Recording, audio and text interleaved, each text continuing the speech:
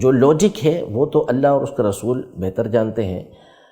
علماء نے جو حدیث پاک کی شرح کے اندر تشریح کرتے ہوئے احادیث طیبہ کی روشنی میں وجہ بیان کی ہے وہ یہ ہے کہ حدیث پاک کے مطابق روزے جو ہوتے ہیں آدمی کے، یہ زمین و آسمان کے درمیان معلق ہوتے ہیں، لٹکے ہوئے ہوتے ہیں،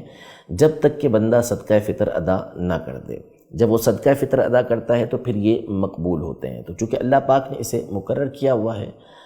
صدقہ فطر کو، تو اس لیے روزوں کی قبولیت کے لیے بھی یہ صدقہ فطر ہے۔ یوں ہی روزے کے اندر جو کمی کوتاہی واقع ہوئی ہے، اس کمی اور کوتاہی کو دور کرنے کے لیے بھی صدقہ فطر کو مقرر کیا گیا ہے۔ اسی طرح تیسری وجہ علماء نے یہ بیان کی کہ صدقہ فطر جب ہم دیں گے تو چونکہ غرباء کو دیا جاتا ہے، مساکین کو دیا جاتا ہے، ایسے افراد کو دیا جاتا ہے کہ جو وسعت نہیں رکھتے، تو اس کے ذریعے سے وہ اپنی عید کی حاجتوں کو پورا کر سکیں گے، کھانے پینے کا انتظام کر سکیں گے۔ اسی لیے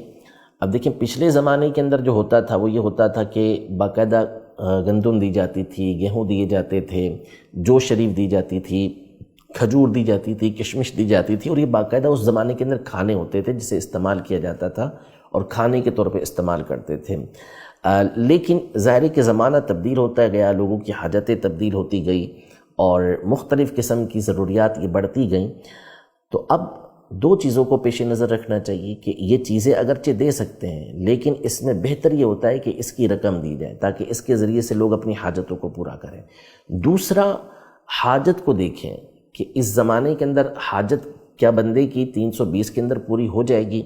تو جو شریعت نے حکم دیا ہے اس کے مطابق ہم 320 روپے کم از کم بھی ادا کر لیں گے اس سال میں، تو یعنی جو 1444 سنہ ہجری جو ہے، اس میں 320 روپے ہم نے ادا کیے پاکستان کے اندر، تو ہمارا صدقہ فطر ادا ہو جائے گا۔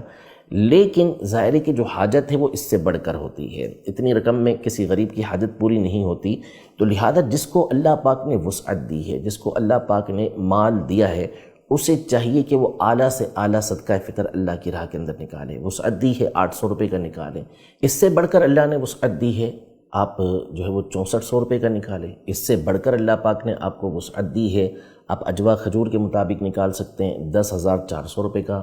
اجوا کھجور کا جو ہے وہ صدقہ فطر بنتا ہے، وہ آپ ادا کیجئے تاکہ حاجتیں پوری ہو سکیں۔ تو انشاءاللہ تبارک و تعالیٰ اس سے حاجتیں پوری ہوں گی، ہمارے روزے کے اندر جو کمی واقع ہوئی ہوگی وہ بھی دور ہوگی، اور روزے ہمارے اللہ کی بارگاہ میں مقبول ہوں گے۔